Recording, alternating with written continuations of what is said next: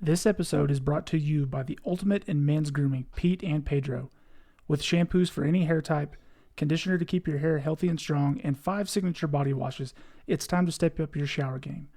They also have colognes that smell amazing, styling aids like clays and putties, and their signature sea salt spray that provides incredible volume and texture with a light hold.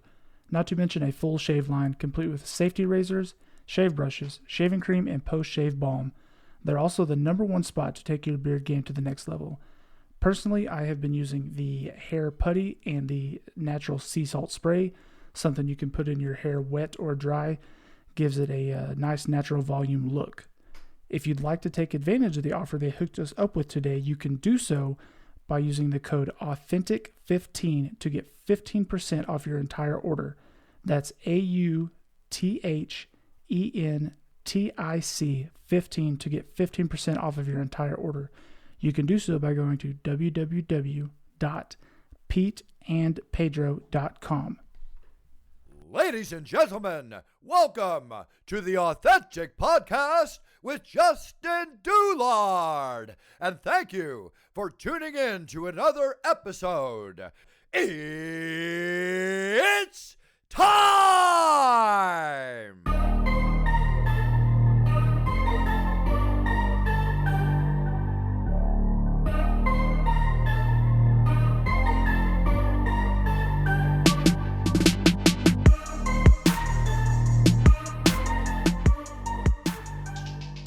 All right, ladies and gentlemen, we are back with another episode of the Authentic Podcast with Justin Doulard, and I believe this is my biggest guest to date. This man needs little to no introduction, the face of the Octagon for 25 years and running. He is on my introduction, Mr. Bruce Buffer. Thanks, Justin. How are you? It's a pleasure to be on, doing some work for you, now on with you. It's all good. Bruce, I'm doing incredible, and I cannot thank you enough for coming on. And I did want to say a huge thank you to you both and Kristen, your business partner. She's awesome. She really is, back from when we got the introduction from you and then just communicating with this. She's amazing. So tell her thank you for me. So I certainly will. She takes great pride in what she does, and she just loves seeing everybody happy. I have the greatest partner in the world. How did you guys become partners? You guys long friends or? Very long friends. As a matter of fact, in my book, it outlines it in my It's Time book, but quite frankly, Kristen was my girlfriend some 25, 26 years ago. And okay. We had a wonderful relationship, and I just wasn't ready to be, married and still, living my lifestyle. And I basically, we stayed great friends, and because she's an amazing person. I love her to death. And so when we stayed friends, she came to work for me, and we've worked side by side. She's run Fortune 500 production companies and stuff. She's very adept at what she does. And she was working for Barry Diller, who's the head of Fox. He created Fox and everything. And that was kind of a crazy position. So I hired her away from him for Michael and I, and she's worked side by side with me now for 23 years in my home office here at the beach. And I'm godfather to her children. She's my sister now. We're one big family. It's amazing. It Very really nice. is awesome. And I couldn't trust and put my life in my hands and my business life in the hands of anybody better than her. She's amazing. She's my right arm. If there's a term right arm, she's a perfect example of my right arm. Yeah, you can tell she does a phenomenal job. So thank you, Kristen. So first things, you wrapped up 261. Fans are back. So first full card with fans in over a year and a half, or little over a year. So how was that for you? It was amazing. Whenever I'm in the Octagon, I'll always bring the heat. Doesn't matter if there's 50 people in the audience or 50,000 people. Because to me, every night I walk out is my first night. I have to prove I deserve this job to Dana White, the powers that be, the fans, you, and especially the fighters and myself. And so I go out there like a kid in a candy store, whether there's no people or anybody. But when I walked out, just to go into the arena, and there was maybe 4,000 or 5,000 people there before the show started, give or take. And they went crazy. Like when I walk out in Brazil, it's like, oh my God, this is unbelievable. So I went in the Octagon and pumped them up a little bit, bowed to them, threw kisses to everybody, and said, which basically like, get ready. This is going to be a hell of a night. And they went ballistic, and that ballistic energy to carry through the entire evening. When I first walked out and went, "We Are Live," but I wasn't getting hit by a fly. It was more like, this is unbelievable. So it's been over a year. It was like my first kiss. It was amazing. Awesome. Yeah, watching it. Well, one, it was an amazing card, and two, watching it, it truly felt like I was watching an old fight on YouTube because there were so many fans. It just didn't seem real to see a packed house. It was kind of hard to get used to again. So after all these fights at the Apex with, you know, 20 people in the crowd. So Yeah, exactly. But it is what it is. Now we got a big show May 15th. Obviously, Conor McGregor, July 10th. I mean, it's all starting to creep back. It's a little different being around all those people. I'm very COVID conscious. Want to apologize to the fans that I didn't take pictures with, that asked, or it's just the way it is. There's yeah, I can tell. I can tell that because you're doing all the things you need to do, obviously without the mask. But then as soon as you're done, I instantly see you slip the mask up and just following protocol. And uh, I've had too many people. My gardener died of it. Other people I know have gotten seriously ill and not recovered, died.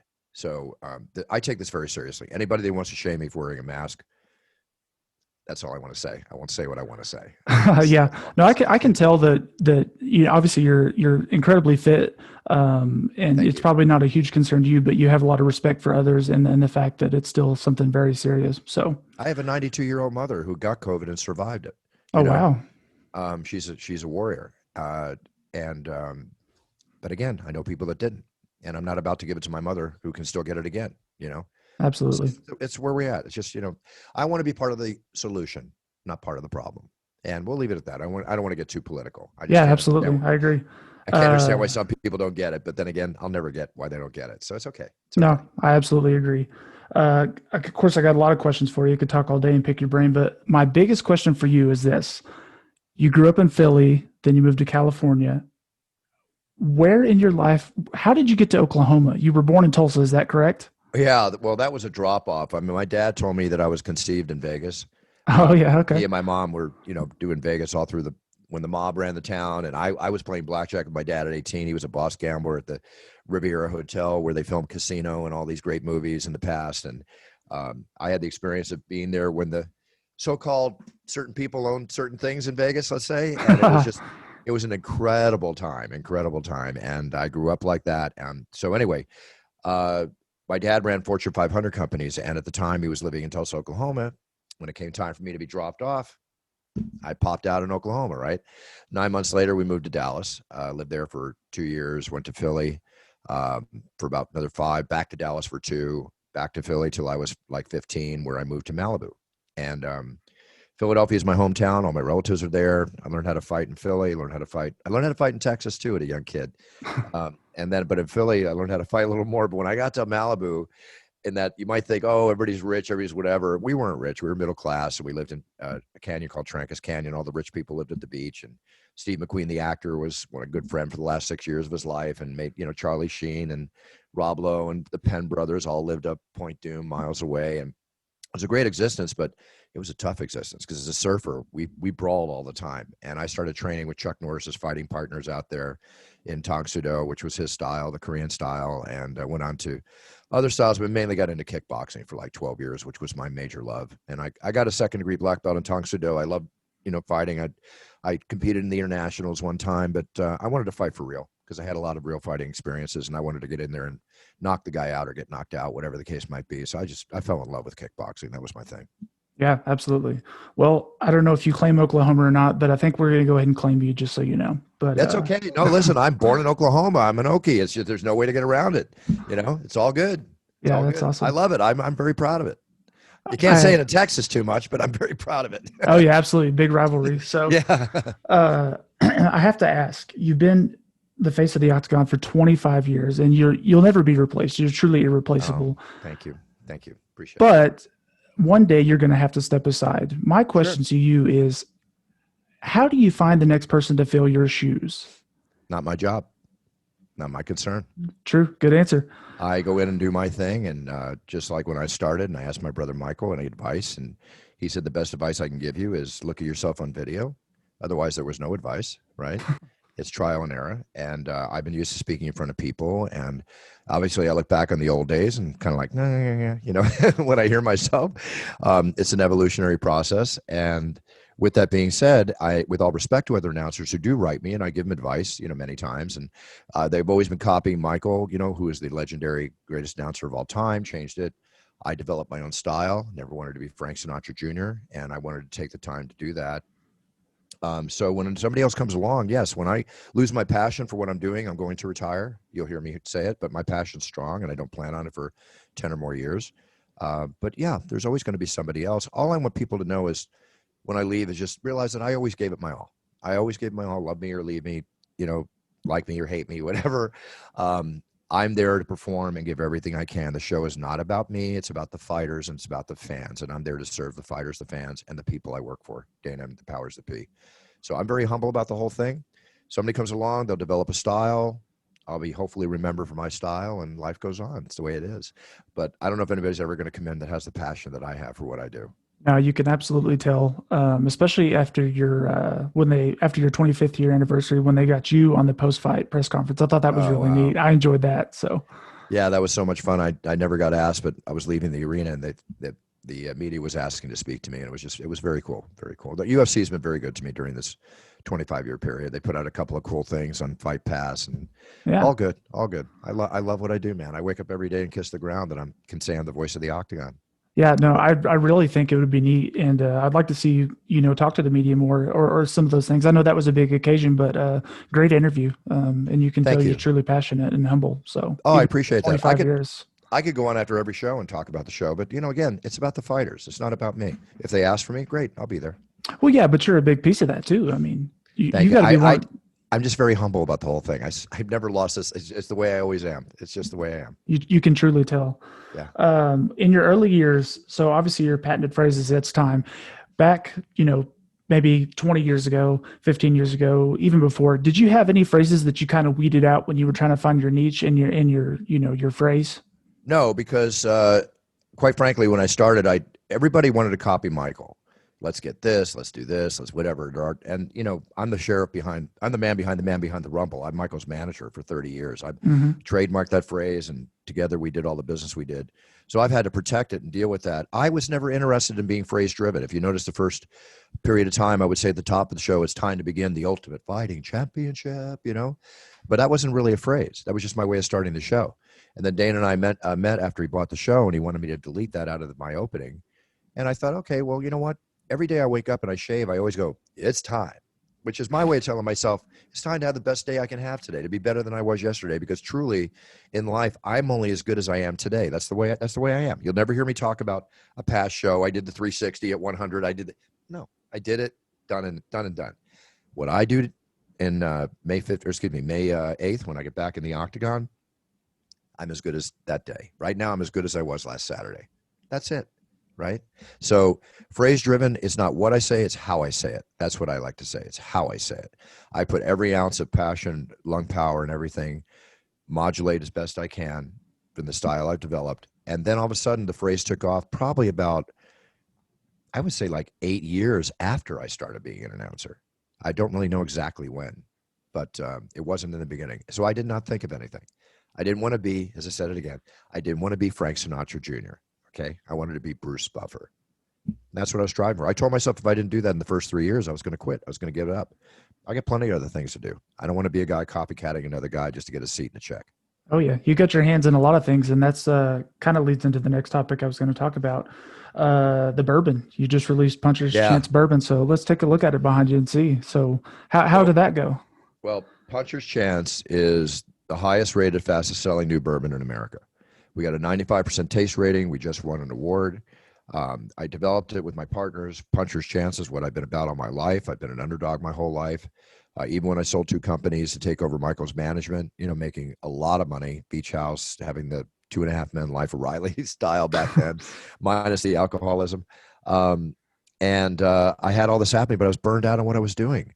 And when I saw Michael, I realized that he needed to trademark this phrase, and I wanted to make his career huge and put him in every form of sports and entertainment. And I met with him and said, I want to make you richer and more famous than you ever dreamed, hopefully myself in the process. And this is a real long story cut short. And he's like, how are you going to do that? As well as my family said, how are you going to do that? Why are you going to give all that up? And I said, I don't know how I'm going to do it. But if I'm going to give all this up, you better believe I am going to do it. Right. So I rolled the dice, and like Tom Cruise said in Risky Business, sometimes you're going to say, what the F, and go for it. Right. Puncher's Chance. One punch can change your life. That is a true example of Puncher's Chance. I think of the fighters that walk in the octagon, whether it's a Justin Gaethje or whether it's, Conor McGregor or whatever. I mean, everybody has a puncher's chance in life. And This is the smoothest nectar of the bourbon gods. I'm so proud of this. And the ratings are through the roof. The sales are, the average distributor moves 3,800 cases in the first year. We moved 10,000 in the first 3 months. Oh, wow. And we're on target for about 35,000 cases this year, which is really pushing the company very well. So I'm very proud of it. I see Conor McGregor just sold his company for $600 million today to Promixo, and all these companies are looking at us too. But we're not selling. You're going to hold out for a little bit. It's your baby. We're working. We're working. Well, as an appreciation to you coming on the show to promote it, and then as an appreciation to my good friend Thomas McKinney, who owns Rum Runners Liquor, we're going to do a giveaway. We're going to give away a bottle. And ironically, I was talking to him Monday, and he just got it on the shelf today, no lie. Awesome. So what we're going to, we can't actually give the bottle away itself, but we're going to do a gift certificate in hopes that they'll buy the bottle and then promote that. So, oh, that's awesome. That's fantastic. Very cool. Thank you so much. That's very cool. Yeah, no problem. I'll get you those pictures and all that. But I wanted to say thank you for coming on, and then thank you to Thomas for always supporting the podcast. And we're going to give away a bottle of Punch's Chance. So, oh, that's awesome. Thanks so much, man. That's great. I really appreciate that. Yep, very absolutely. Cool. No, thank you. So, wanted to ask about your fight cards. I bought my brother one as a gift for his birthday one day. I wanted to ask, so this is probably something you do because you're just accustomed to it and kind of got used to it, but you write all over the cards. That you scratch them out and then you write big, bold letters. Is that just something you adapted? And because you could clearly ask the UFC to make things bigger and finer print, but you've got everything circled and the records are highlighted in red. And can you kind of explain how you kind of developed that card? Yeah, well, first off, I don't want the UFC making my cards. When I first worked, they gave me cards, not even 3x5s, or they were 3x5s, and it's fine. Again, my own style, right? So I have a template for my card that I make. I spend about 2-3 hours putting the cards together. Then when I get to the show, I get the weights and all the final stats, and then I have to make sure everything is correct. And at that time, I start color coding the cards, because if you notice, I rarely look at the cards when I'm announcing. I've got the information in my head. But when I do need to, I can read that card no matter where it's at, upside down, whatever. And the color coding is just because I know exactly where I'm at on the card when I glance at it. So I also noticed too that it became kind of like artwork, and I kind of take a lot of pride in my cards, and I save them all. I've got them all in storage. I've only sold maybe 21 sets or so, or put them up for auction for charity or whatever. And inscriptographs.com has a lot for sale there. But and I give proceeds to charity, military, animal, and children's charities. So, I take great pride in my cards because I'm a big collector of vintage memorabilia, like sports cards, movie posters.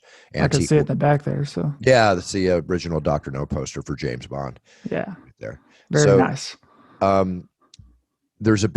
It's a big investment area of my life, and I know how to create a market, shall we say. So over the years, there's a big investment area for UFC collectibles, whether it's the original Topps cards or whatever. And I'm keeping up with all that. I've got, storage stock full of cards, and those are collectibles. They're one of a kind collectibles. And the most it's ever sold for, the Amanda Nunes, Ronda Rousey, or Amanda Nunes Ronda Rousey card, was it? I think it sold for like $4,200. No, Cyborg card. Cyborg and Amanda Nunes sold for $4,200. Wow. Crazy. I've listened to a couple of your episodes on your show. Then I listened to the one most recently on Hotboxing with Tyson. And one thing I wanted to kind of commend you for and then talk about is, the debate of the greatest of all time, right? That's always everyone's favorite question. But not necessarily asking you who is your greatest of all time, but wanted to just say I really enjoyed that you mentioned to be considered the greatest. It's not just about your record. It's about kind of who you are as a person and what you do outside of the octagon as well. So I thought that was really neat, because that's not a topic a lot of people look at.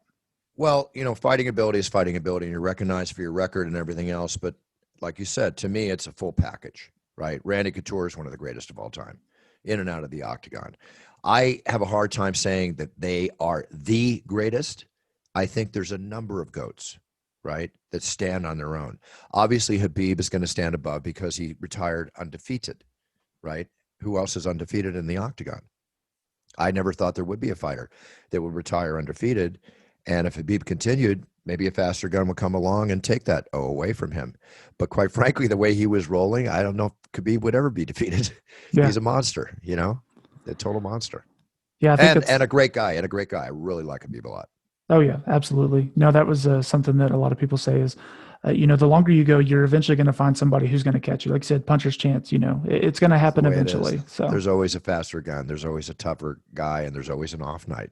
yeah, I thought that was neat too on your show. Or I can't remember if it was yours or Mike's, but he talked about he thinks that boxers just get better every single year and every single decade.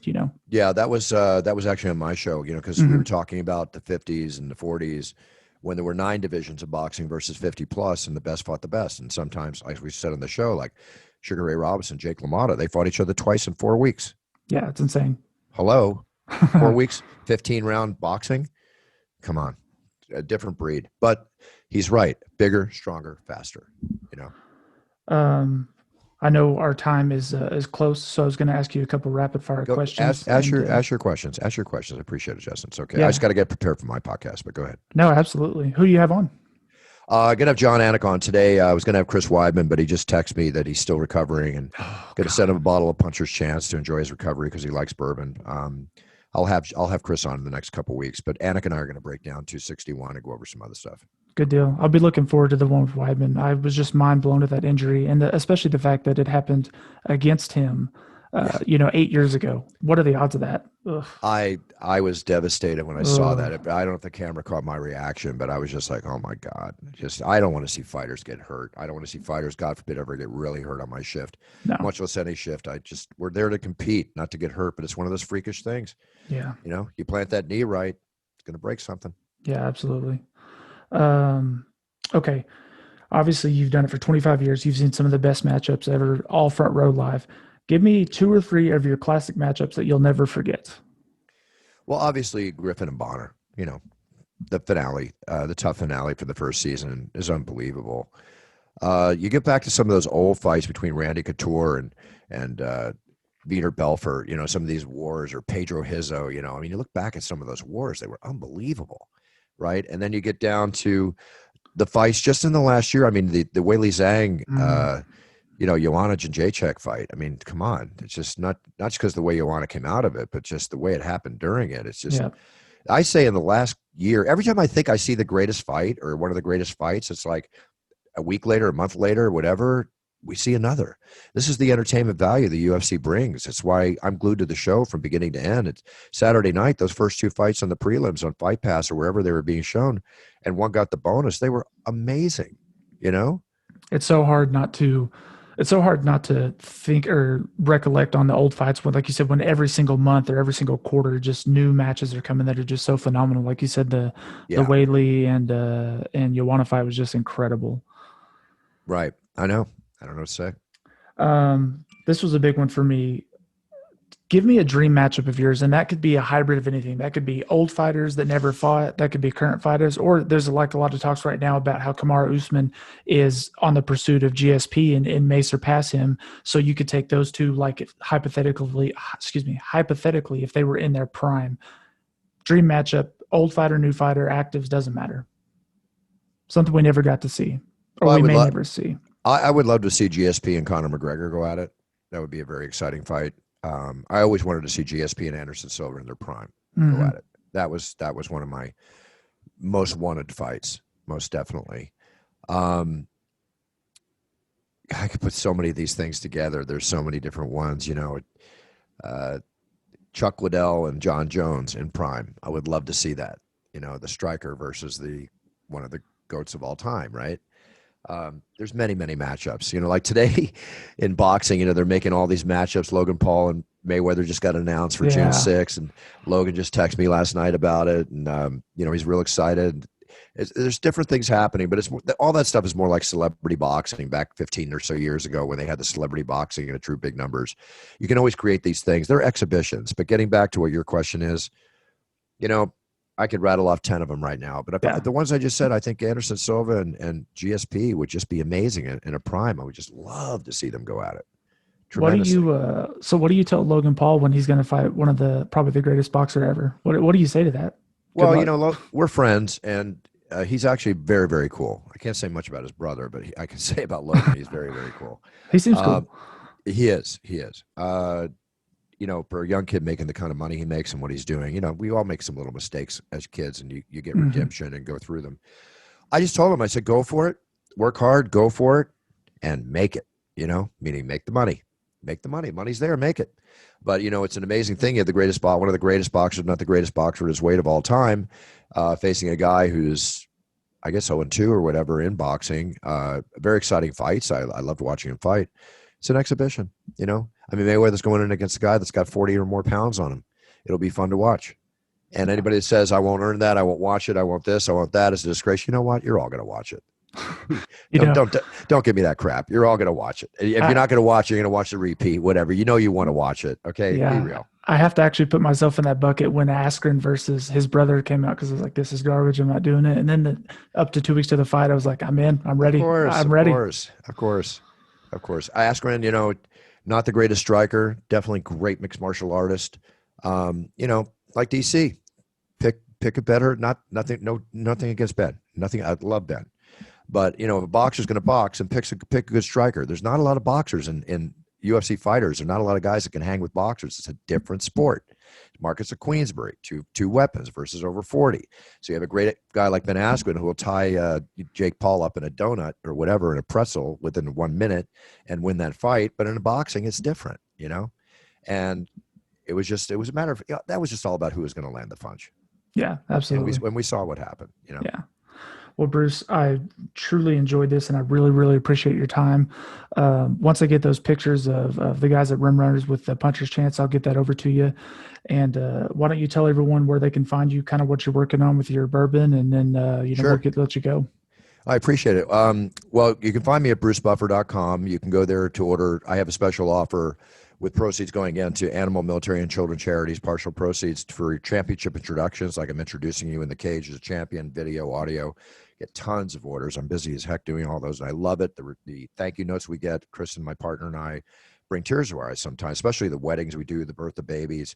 And I do businesses there too. And of course, I'm on Cameo. Cameo Absolutely. keeps me very busy. So I'm always happy to do that, all those things for you. Puncher's Chance, if your local liquor store or retailer doesn't carry it, ask the manager to bring it in. We're in about 15 states now, but like you did with your guy there, they will bring it in. And then I'm also have a big surprise. I'm going to be coming out in the next 2 months with my It's Time cologne, and also toiletry line, body wash, face wash. I've always taken care of myself my whole life. I figure if girls take care of themselves for us, we need to take care of ourselves for them, much less ourselves.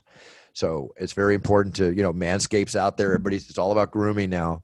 So my whole toiletry line, my cologne's coming out, and I have and that's around the world. And I have a full line of energy products. I have the most natural, most incredible formula of energy product without the crap in it that people put in it that will give you that big boost you want in a natural, healthy way. And that's the It's Time energy line. That will be out in about 4 months all over the world. So I'm working on some very big projects right now. Yeah, I'm very excited about it. Very excited about it. Yeah, you're not slowing down at all, man. It's impressive. I don't slow down. I'm a shark, man. I got to keep swimming. I know, I can tell. I do what I'm passionate about. That's the thing. I wish everybody, your listeners, and thank you for those tuning in and listening. But the biggest thing I can tell your listeners is decide what you're passionate about in life, right? And go for it, whether it's a hobby or whatever. But if it's a potential business and you can monetize it, then you're waking up in life by design. You're not waking up to go to work. You're doing what you want to do. So I hope all of you out there have that, like you with your podcasts and stuff. It's a great feeling to be doing what you love to do. And I'm blessed that I'm able to do that myself. But you have to go for it. Don't wait for things to happen. Make them happen, folks. It's up to you. Absolutely. That's great stuff, man. And like I said, can't thank you and Kristen enough. Thank you. And we'll be looking forward to the products coming out, man. So ladies and gentlemen, Mr. Bruce Buffer, thank you. I appreciate it, Justin. You take care, my friend. And thanks to you, too. It's people like you that keep our sport strong and keep it going. We're all one big team here, and UFC fans, MMA fans are the greatest sports fans in the world. And you support that, and I thank you. I'm honored to be on your show. Thank you very much. Yes, sir. Absolutely.